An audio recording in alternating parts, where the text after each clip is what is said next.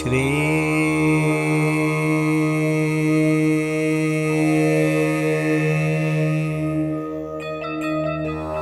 बाबा स्वामी नमो नमः।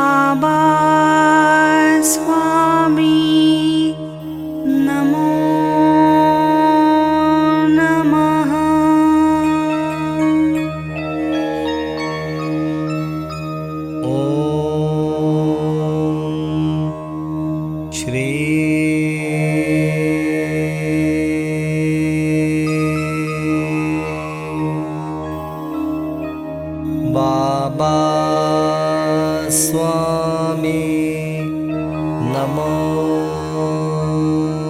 नमः।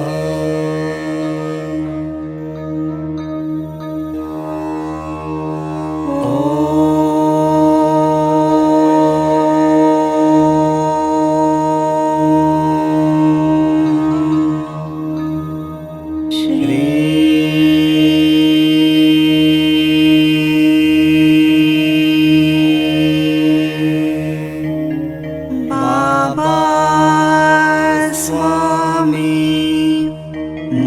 नमो नमः।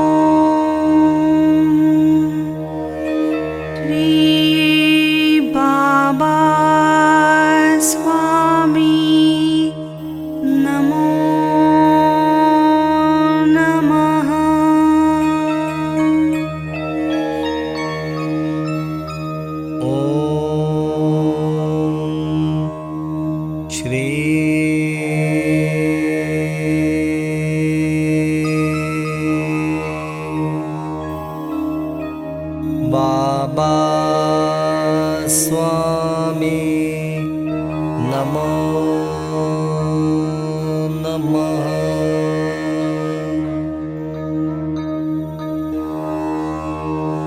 ओम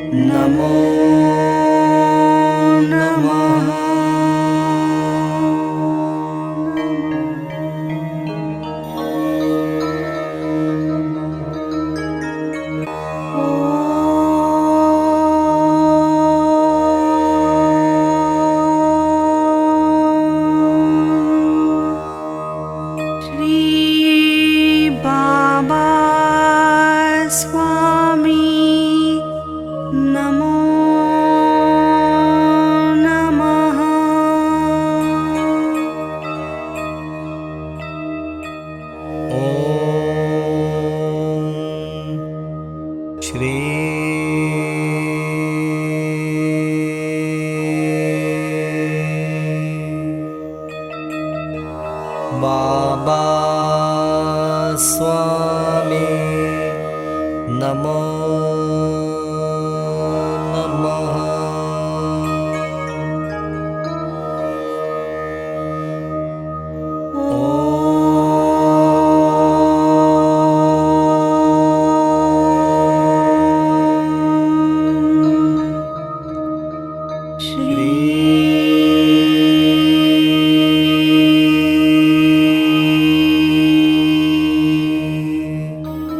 बाबा स्वामी नमो नमः।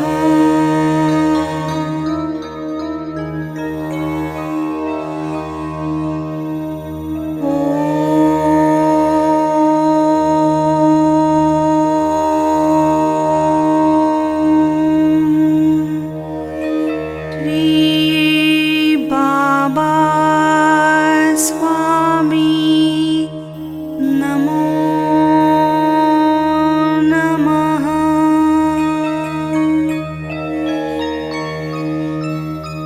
ॐ श्री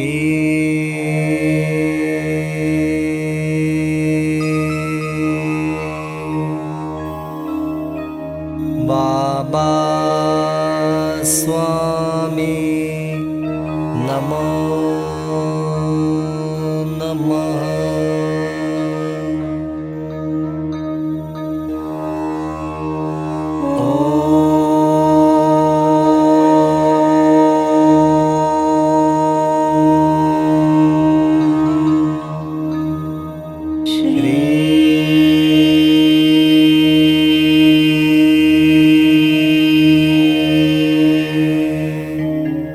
बाबा स्वामी नमो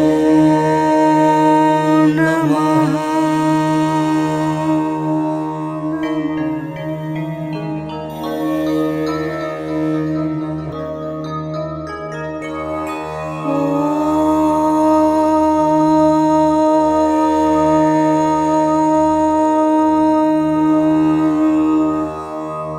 श्री बाबा स्वामी नमो नमः।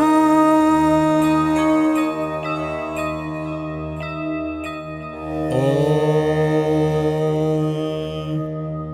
श्री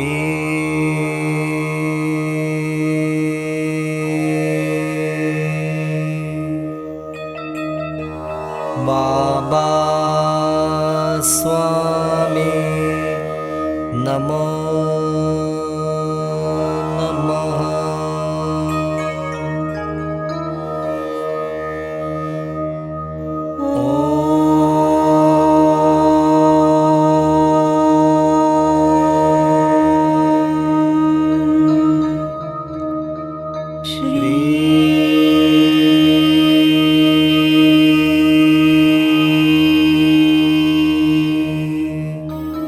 बाबा स्वामी नमो नमः।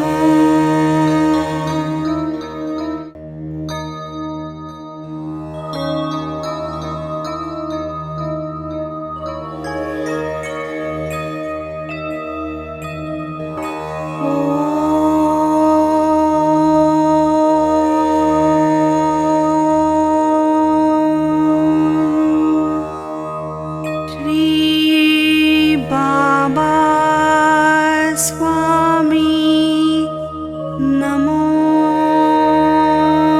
नमः।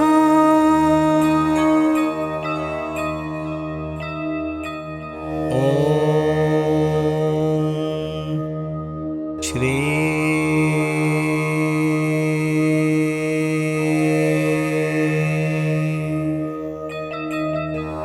बाबा स्वामी नमो नमः।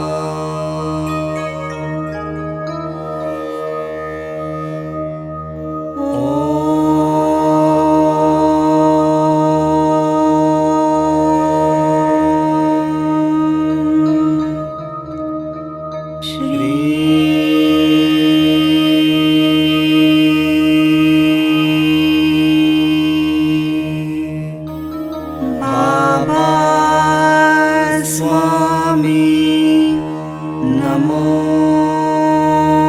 नमः।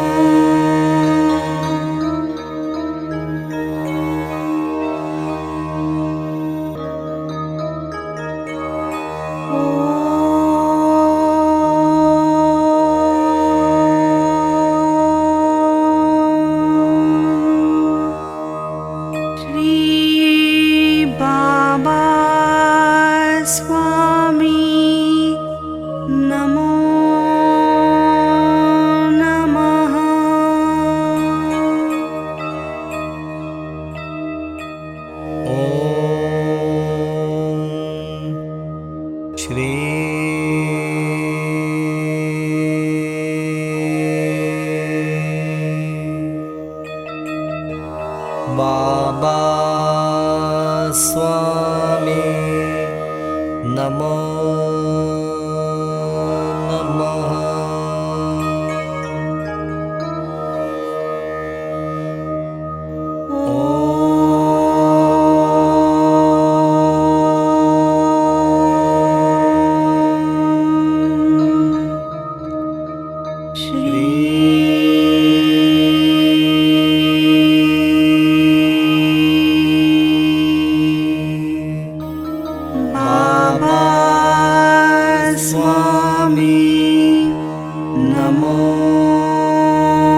नमः।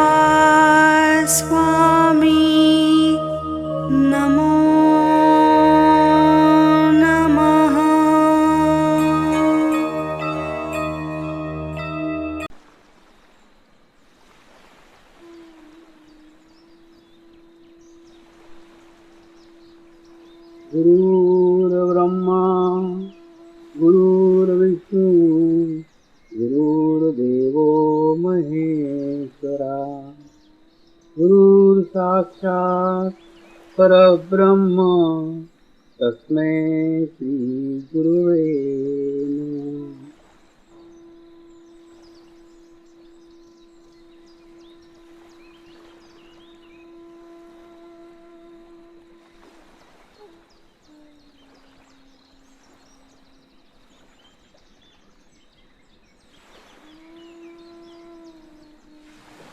मेरे साथ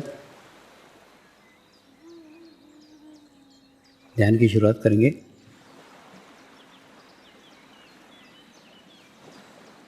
मैं एक पवित्र आत्मा हूँ। मैं एक शुद्ध आत्मा हूँ। मैं एक पवित्र आत्मा हूँ। मैं एक शुद्ध आत्मा हूँ। मैं एक पवित्र आत्मा हूँ। मैं एक शुद्ध आत्मा हूँ। गुरु मंत्र का उच्चारण करेंगे। ओम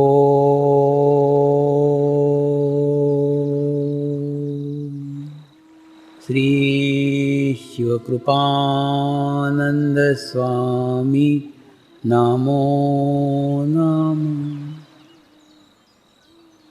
ओम श्री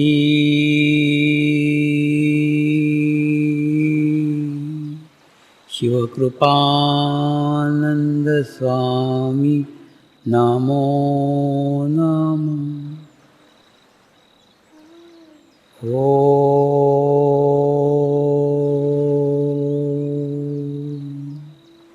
श्री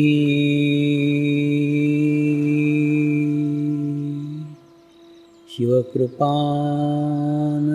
स्वामी नमो नमः। ओम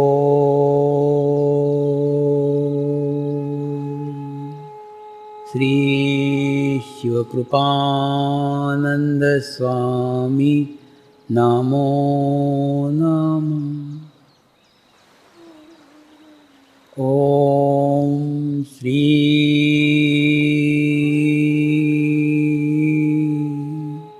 शिवकृपानंद स्वामी नमो नमः।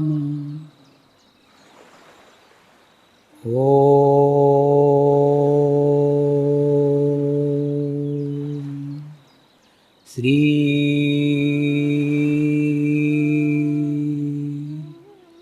शिवकृपानंद स्वामी नमो नमः।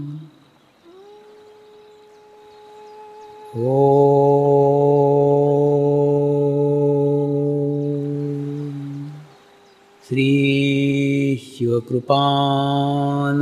स्वामी नमो नमः। ॐ श्री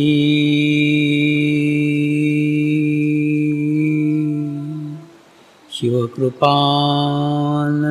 स्वामी नमो नमः।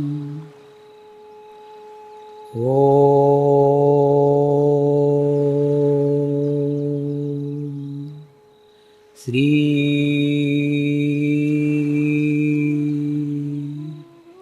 शिवकृपानंद स्वामी नमो नमः। अपने चित्त को तालुआ को रख के ध्यान करें।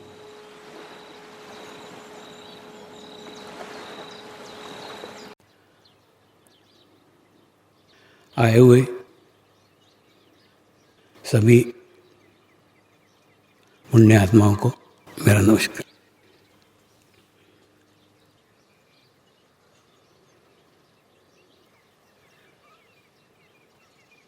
आज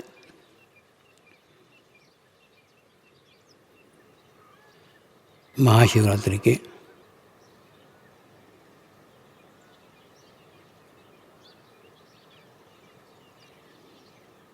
पावन पर्व पर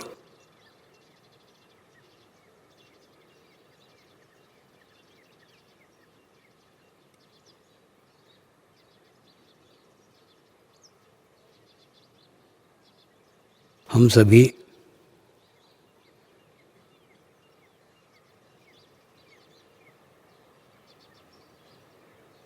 पुण्य आत्माएं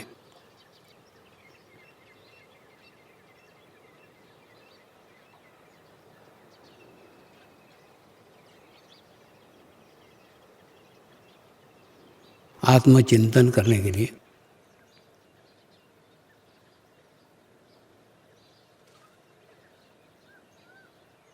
आत्म परीक्षण करने के लिए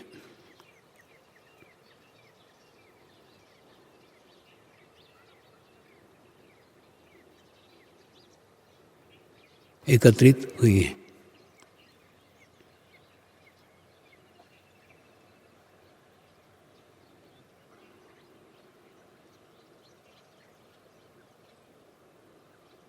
आत्मचिंतन के लिए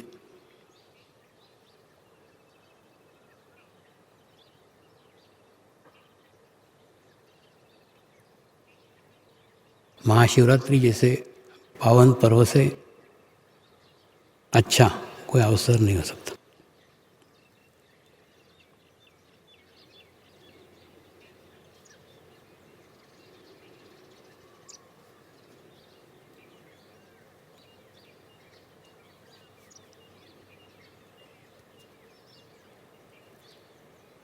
आज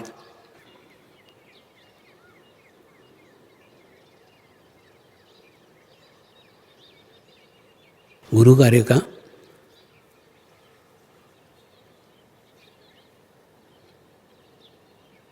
अधिकृत रूप से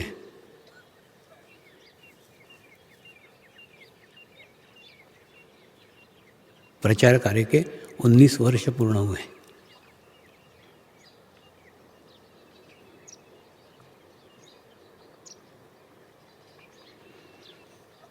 उन्नीस वर्ष के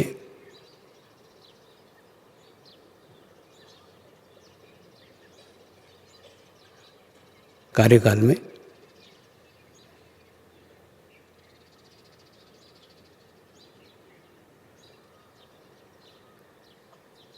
हिमालय की गुफाओं से,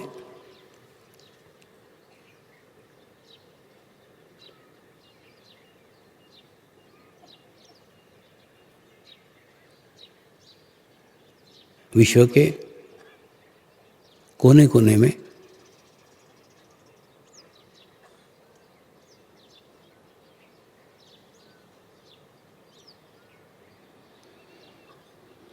समर्पण ध्यान का जीवंत ज्ञान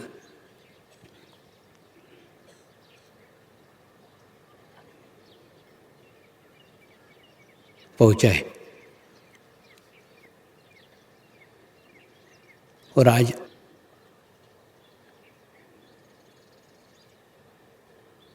यह भी संयोग है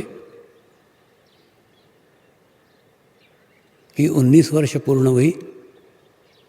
10 मार्च को ही महाशिवरात्रि थी और आज भी 10 मार्च को ही महाशिवरात्रि।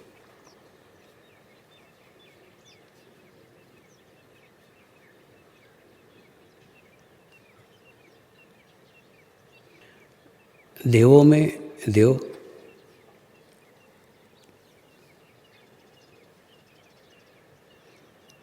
महादेव सबसे बड़े कहलाते हैं।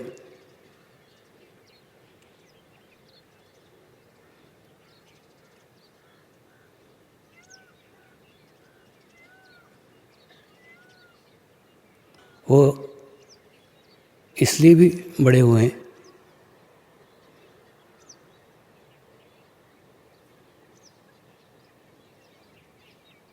क्योंकि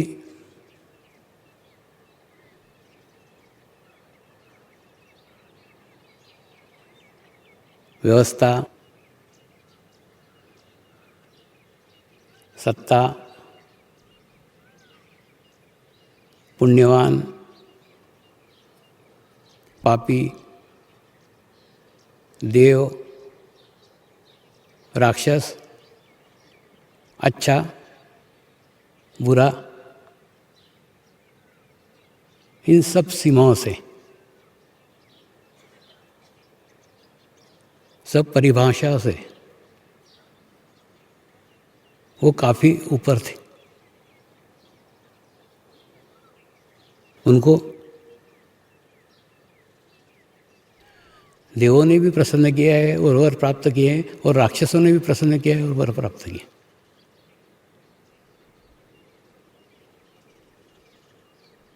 यानी सही मायने में उनके दरवाजे सभी के लिए खुले हुए थे।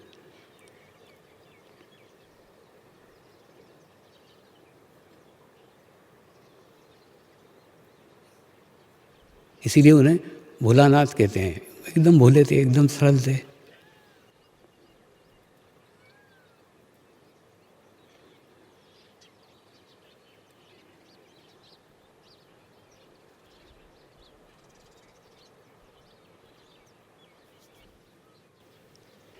शिव का ही दूसरा नाम मंगल है।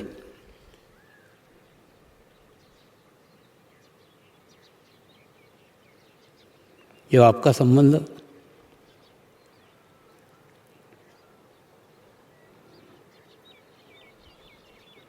आपके भीतर के शिव से होना प्रारंभ हो जाता है,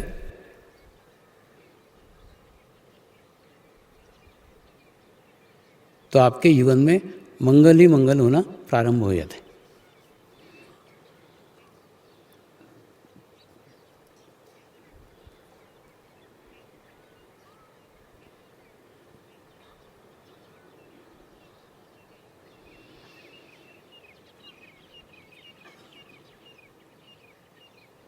शिव के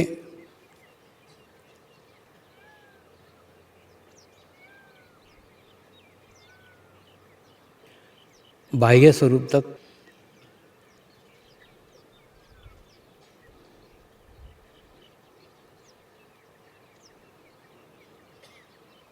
आसानी से पहुंचा जा सकता है,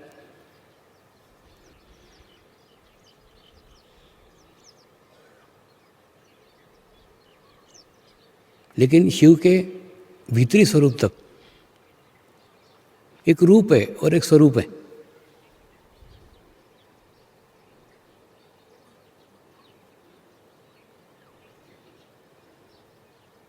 रूप दिखा तो भी स्वरूप समझ में आएगा, आवश्यक नहीं है।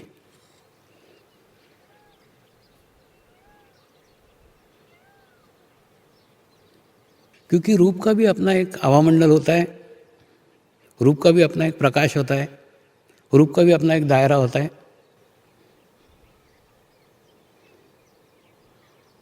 उस दायरे में, उस प्रकाश में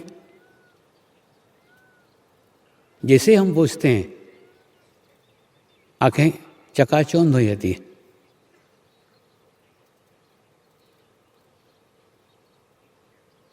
तो स्वरूप देखा ही नहीं जा सकता।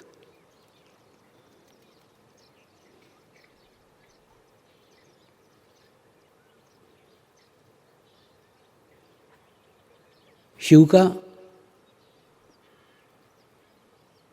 रूप दिख गया तो भी स्वरूप नहीं समझ में आएगा।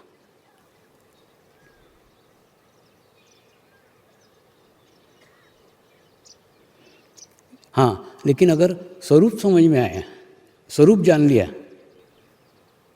तो रूप तक आसानी से पहुंचा जा सकता है।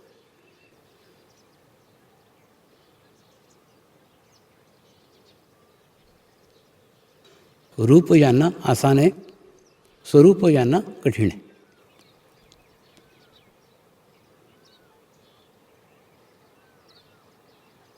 उस भीतर के शिव के स्वरूप को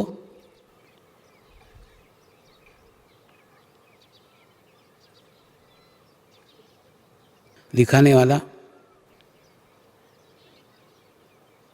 उस भीतर के शिव के स्वरूप तक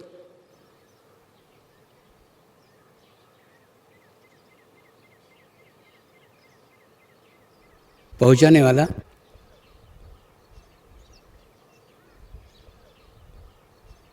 शिव स्वरूप ही हो सकता है, जो उस शिव के स्वरूप से एकाकार हो गया है, जिसका अलग अस्तित्व कुछ रह ही नहीं गया।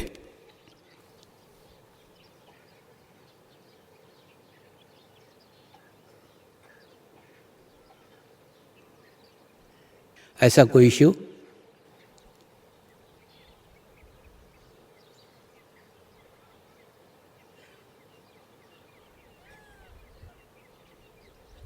आपके जीवन में आए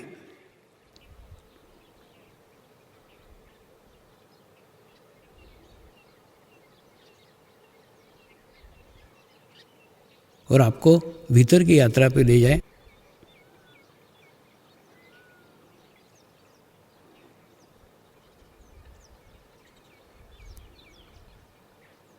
और वो भीतर के यात्रा पे ले जाने के लिए अधिकृत हो।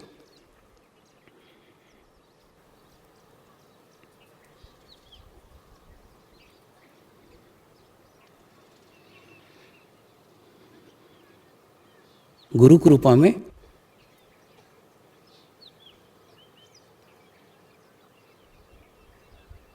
भीतर की यात्रा पे भी पहुंचा जा सकता है, लेकिन भीतर की यात्रा पे जाना और भीतर की यात्रा पे ले जाना, इसमें जमीन आसमान का अंतर है।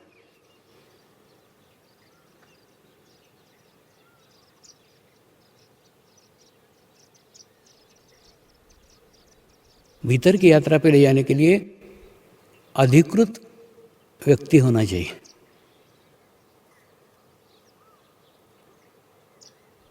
अधिकृत व्यक्ति होना चाहिए, अधिकृत समय होना चाहिए,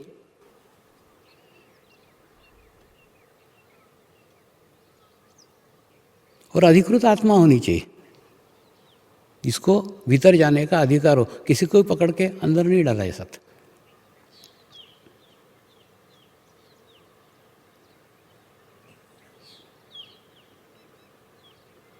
इस भीतर के शिव के बारे में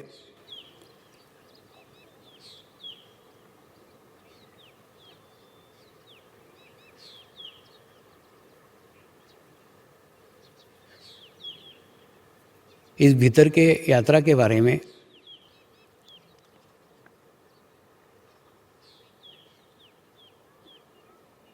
और इस भीतर के यात्रा के आनंद के बारे में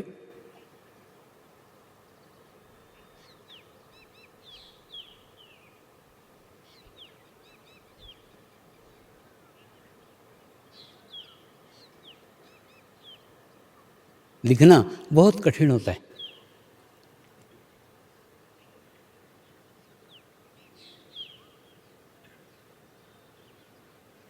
इसलिए कठिन होता है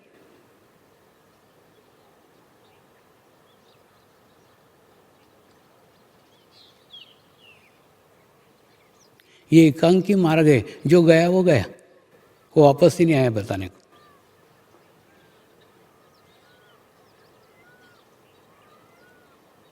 वन वे ट्रैफिक है।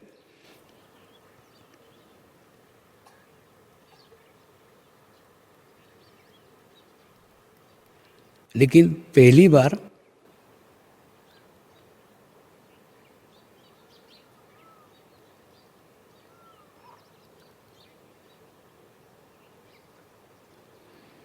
सार्वजनिक रूप से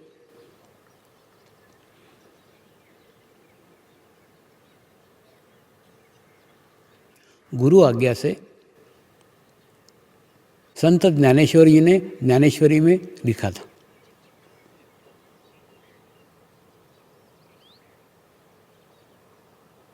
खूब विस्तृत रूप में लिखा था।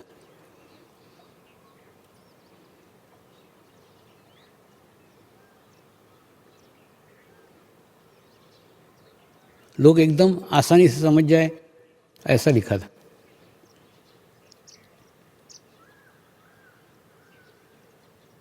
और लोग आसानी से समझे इसी उद्देश्य से लिखा था।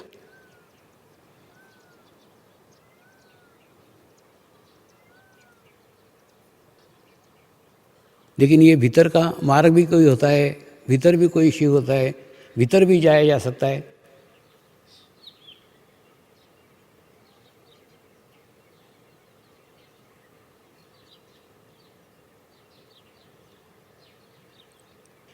ये सामान्य मनुष्य को पता ही नहीं था।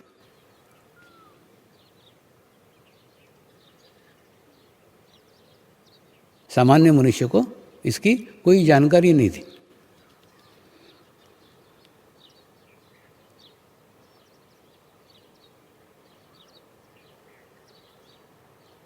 इसलिए उसको निषिद्ध करार दिया गया। ऐसा होता ही नहीं है, ऐसा कहा गया। देखिए क्या होता है, आविष्कार हो, ये नया सृजन, नई घटना, वो सदैव समाज के लिए नई रहती है।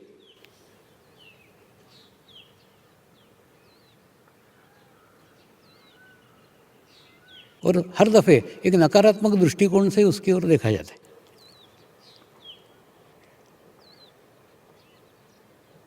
ऐसे ही नकारात्मक दृष्टिकोण से उस समय भी देखा गया। तो संत ज्ञानेश्वर जी ने अपने बड़े भाई से आज्ञा मांगी कि इतना सब कुछ मैंने लिख दिया आपके कृपा में, आपके कहने से, ये लिख करके भी लोगों को समझ में नहीं आ रहा है। और जब तक अनुभूति नहीं होती है, जब तक अनुभव नहीं होता है, उसके ऊपर विश्वास नहीं रखेगा कोई, और समझ में भी नहीं आएगा। तो लोगों को अनुभूति कराऊं क्या? अनुभूति का समग्र ज्ञान था, अनुभूति पूर्ण प्राप्त कर चुकी थी, अनुभूति करा सकते थे, यानी अधिकृत माध्यम थे। जब ये अधिकृत माध्यम थे तो निश्चित ही कुछ अधिकृत आत्माएं भी होंगी जो वो प्राप्त कर सकती थी, आत्म साक्षात्कार को प्राप्त कर सकती थी। लेकिन अधिकृत माध्यम और अधिकृत आत्माओं से कुछ नहीं होता। अधिकृत समय भी होना चाहिए। उनके गुरु ने मना कर दिया। गुरु ने कहा नहीं, क्योंकि अधिकृत समय नहीं है, ये समय अधिकृत नहीं है, ये समय उसके उपयुक्त नहीं है।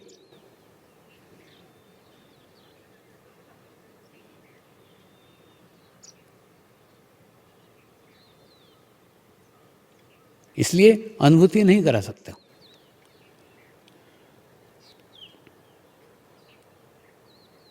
आज से 700-800 साल के बाद में अधिकृत समय आएगा, तब ये कार्य सार्वजनिक रूप से होगा। आज हम उसी काल में जी रहे हैं।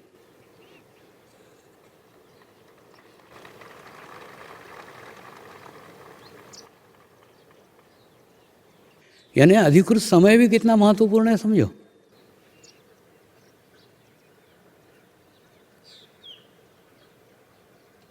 जब तक समय अधिकृत नहीं आता तब तक कुछ नहीं हो सकता।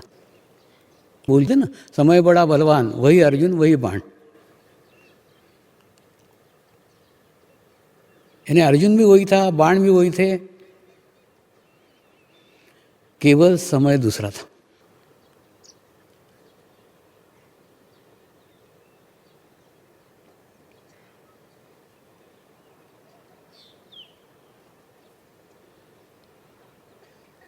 ये आत्मज्ञान का मार्ग, ये आत्मज्ञान का रास्ता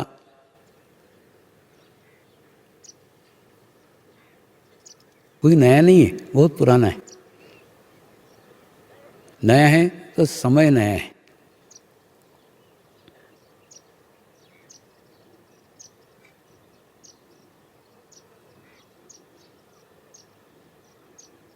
जब तक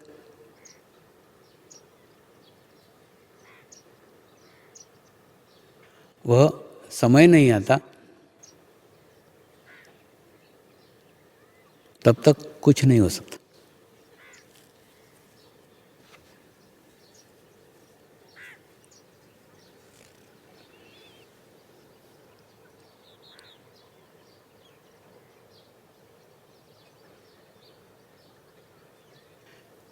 वो समय आ गया था,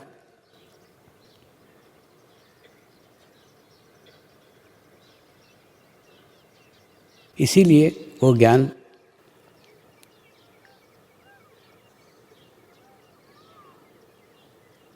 समाज में बाहर आया।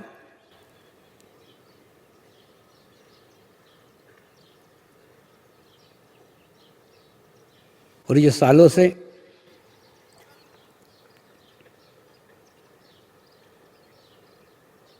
हिमालय में स्थित था। वो स्थित ज्ञान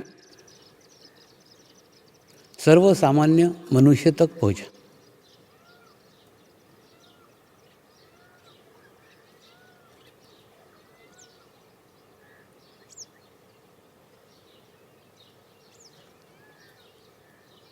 और उनका उद्देश्य भी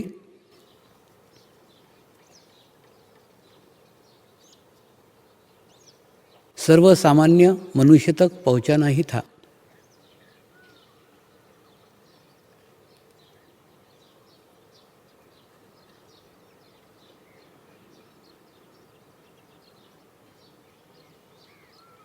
क्योंकि मेरे गुरुदेव कहते थे, साधु संत सामान्य समाज नहीं है,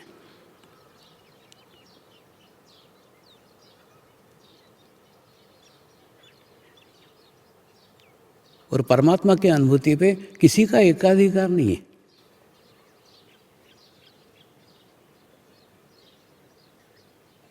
इन संतों को ही मिलना चाहिए, इन सन्यासियों को ही मिलना चाहिए, इन मुनियों को ही मिलना चाहिए, इन ऋषियों को ही मिलना चाहिए।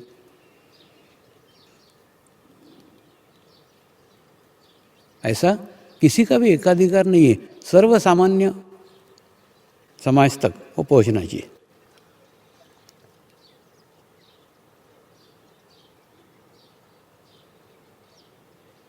कई बार हम हमारे समाज में रह करके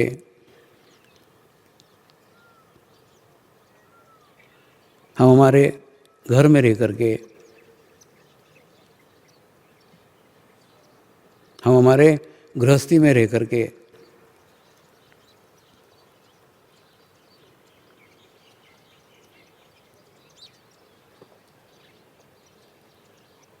अपने आप को खूब निचले स्तर का समझने लग जाते।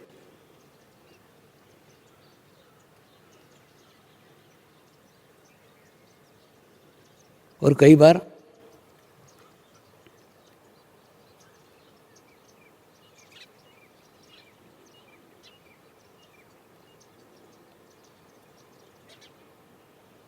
संत महात्मा साधु सन्यासी भी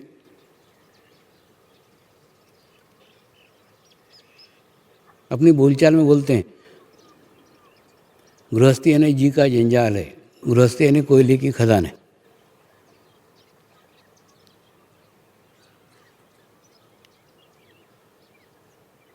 तो बोलते हैं, जब होता है ना कोई बात बार बार अलग अलग जगह से सुनी हो तो अपने को भी वैसे ही लगने लग जाता है। जैसे होता है कि नहीं, पिताजी एक आधे लड़के को बोले तू गधा है, तू गधा है, तू गधा है, तो कुछ दिन बाद वो लड़के में गधा तत्व निर्माण हो जाता है, वो अपने को गधा समझने लग जाता है।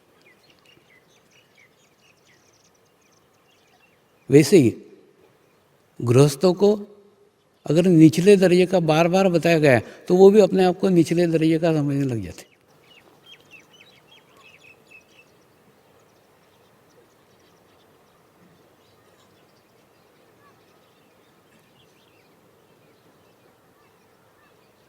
लेकिन वास्तव में देखा जाए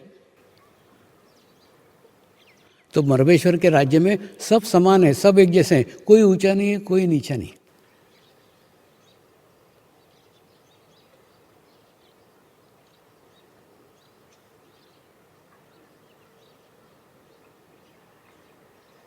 इसलिए आत्मग्लानि मत रखो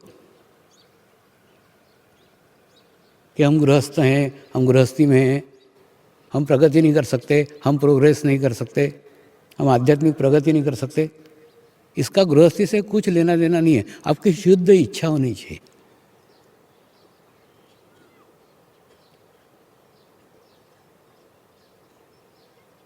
गृहस्थ वो मध्य बिंदु है जो ब्रह्मा, विष्णु और महेश तीनों का कार्य करता है। ये तीनों शक्तियाँ अगर टिकी हुई है तो आप ही के ऊपर टिकी हुई है। ये संसार चल रहा है और बढ़ रहा है तो आप ही के ऊपर बढ़ रहा है।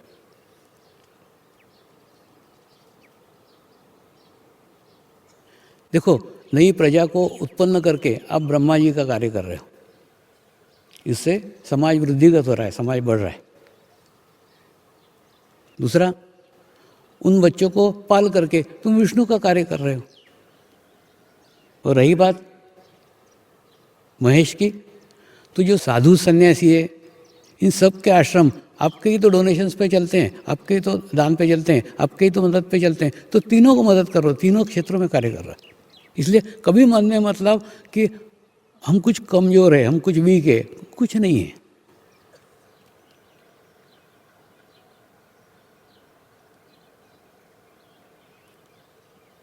और आत्म साक्षात्कार का ज्ञान आप तक पहुँचे, ये मेरी गुरु की इच्छा है।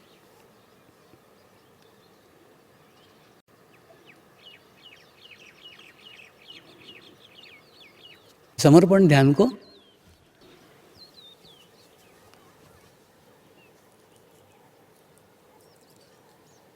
केवल 2 सिरों में ही समझा जा सकता है। एक सिरा शिव बाबा,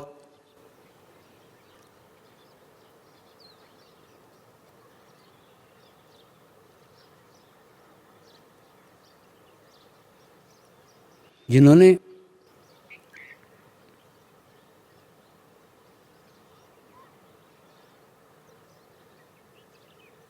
समर्पण ध्यान के बीज को निर्माण किया, अपनी सतत साधना से निर्माण किया,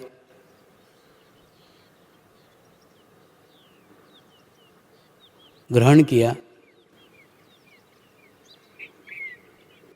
संजोया, संभाला, वृद्धिगत किया,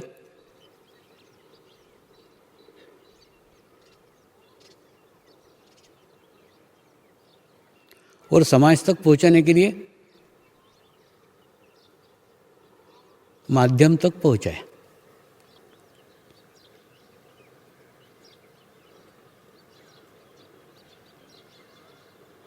और केवल एक बीज पहुंचाने तक के कार्य के लिए अपना पूर्ण जीवन समर्पित कर दिया।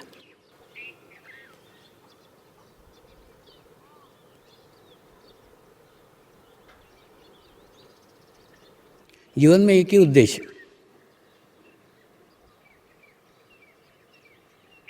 गुरु ने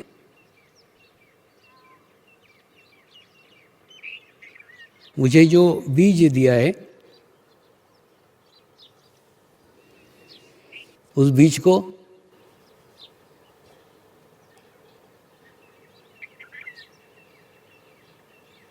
संभाल करके रखना,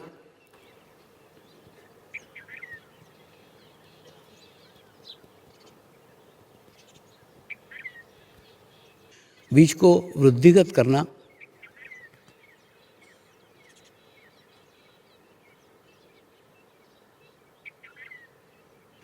और बीज को उपयुक्त माध्यम तक पहुंचाना,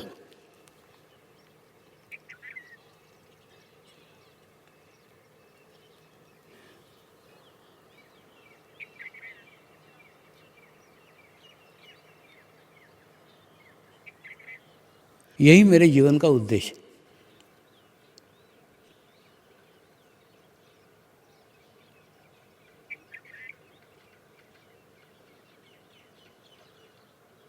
इस एकमात्र उद्देश्य के लिए संपूर्ण जीवन उसमें समर्पित कर दिया, लगा दिया।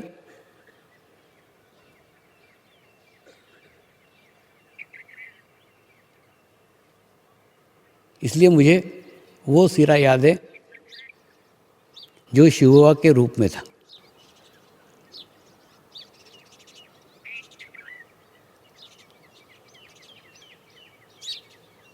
दूसरा सिरा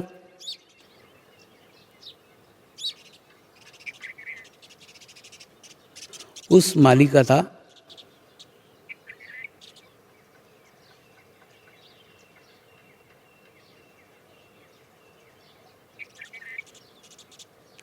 जिसने उस बीज को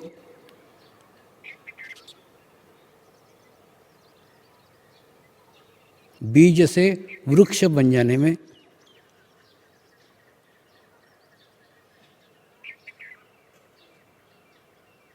अपना सारा जीवन व्यतीत कर दिया।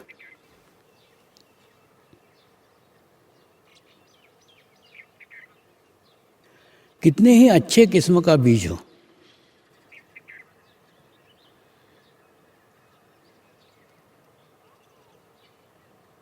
कितने ही अच्छे फल वाला बीज हो, कितनी बड़ी वृक्ष बनने की संभावना उस बीज के अंदर छुपी हो,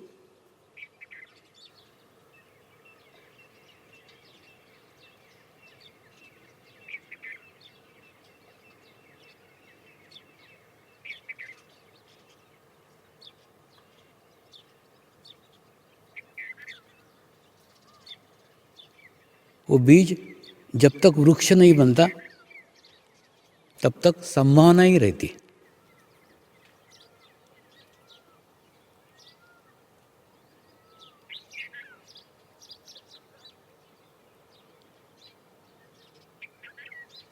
वो बीज की कोई जानकारी न होते हुए वो बीज किस चीज़ का है, उस बीज में से कांटे निकलेंगे क्या, अच्छे फल निकलेंगे, कुछ भी पता नहीं बीज के बारे में।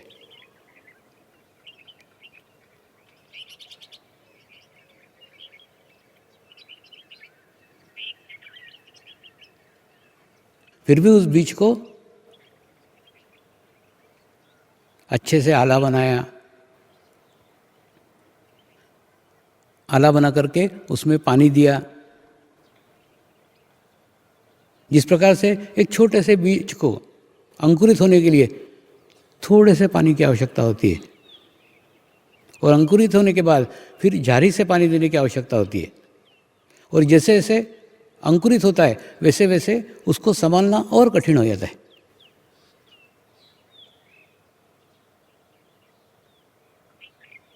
क्योंकि उस अंकुरित बीज से निकलने वाली छोटी छोटी कोपल, छोटी छोटी पत्तियां बकरियों को बड़ी आकर्षित करती है। बकरियां ऐसी कोपल को, ऐसी नई नई पत्तियों को खाने के लिए लालायित रहती है।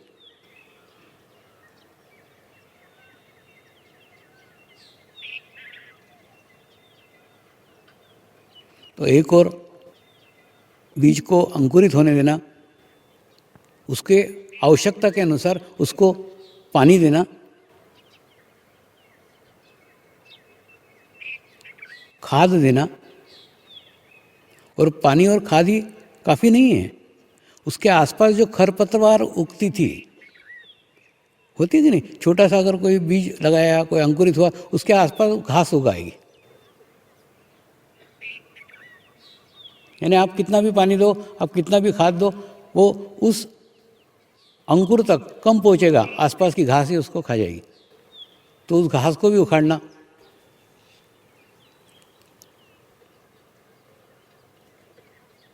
दूसरा, उसको नई पत्तियां फूटने के बाद, नई कोपल फूटने के बाद में कंपाउंड बनाना, सुरक्षा देना।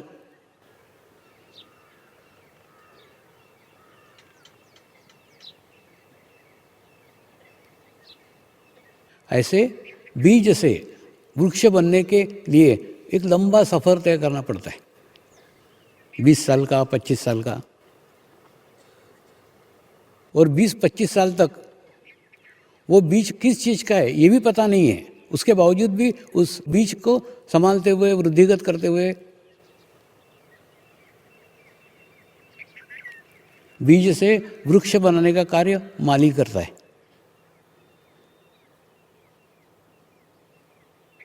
किस सीज़न में उस झाड़ की अनावश्यक पत्तियां काटना चाहिए, उसको किस दिशा में बढ़ने देना चाहिए। अब देखो मालियों को, इधर भी बढ़ रहा है, इधर भी बढ़ रहा है, नहीं बढ़ने देंगे, उसको इधर उधर से काटेंगे, उसको ऊपर की ओर बढ़ने देंगे, एक सही दिशा में, एक सही मार्गदर्शन में उसको वृद्धिगत होने देंगे।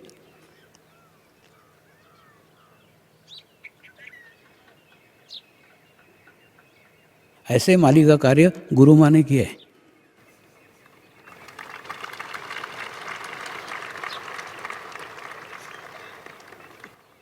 तो जितना बड़ा रोल शिव बाबा का है, उतना ही बड़ा रोल गुरु माँ का है। कितना भी अच्छे किस्म का बीज हो, कितने भी अच्छे किस्म का, वृक्ष नहीं बनते, सारे बीज वृक्ष नहीं बनते, क्योंकि उनको सबको माली नसीब नहीं होता।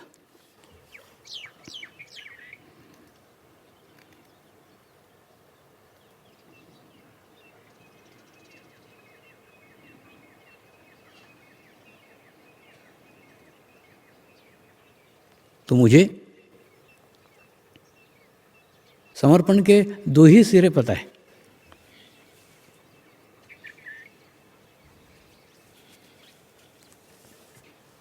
एक शिव बाबा और दूसरी गुरु माँ।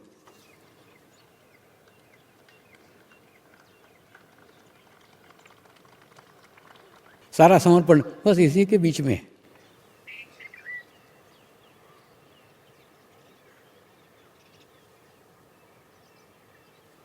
ये हो गई भूतकाल की बातें। अब वर्तमान काल में आते हैं।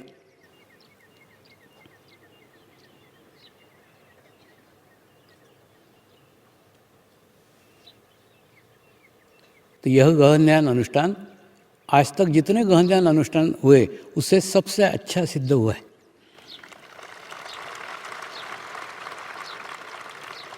इसमें कोई भी डिस्टर्बेंस मेरे को नहीं हुआ।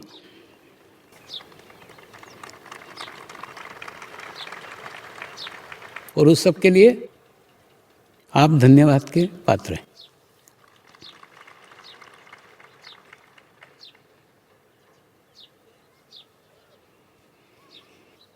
इस गहन ध्यान अनुष्ठान में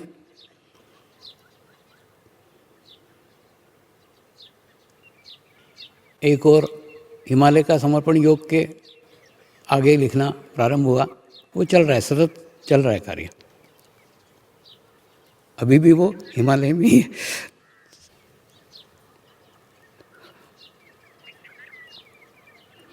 दूसरा,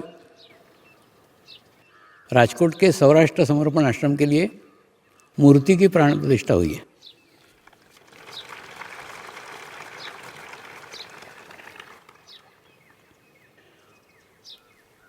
ये मूर्ति के दर्शन आपको इस 14 तारीख से अगली 14 तारीख तक करने को मिलेंगे। उसके बाद में 25 तारीख को एक बड़ी कार्यक्रम के अंतर्गत अगले महीने में उसकी राजकोट में स्थापना होगी।